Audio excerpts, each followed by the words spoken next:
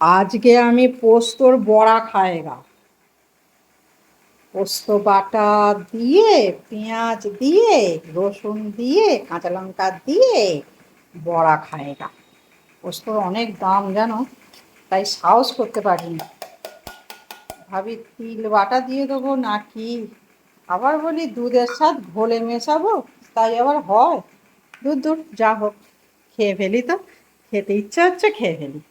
দাম দেখে লাভ আছে বলো, দাম দেখলে আর খাওয়াই যাবে না। তা এই দিলুম পেঁয়াজ আর একটুখানি রসুন দেবো।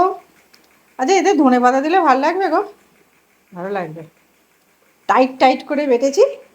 আর একটুখানি কাঁচা লঙ্কা দেবো, দুটো কাঁচা লঙ্কা দেবো। দেখি খাই। এই হলো আমার পোস্তর বড়া। আর একটা ডিম না ফ্রিজে রাখতে গিয়ে ফেটে গেছে, তো আমি ভেজে নিয়েছি। আবার কালকে শনিবার করতে পারবো না, দেখি আবার আমাদের গ্র্যান্ড হোটেলের মাস্টারকে জিজ্ঞাসা করি কেমন হয়েছে।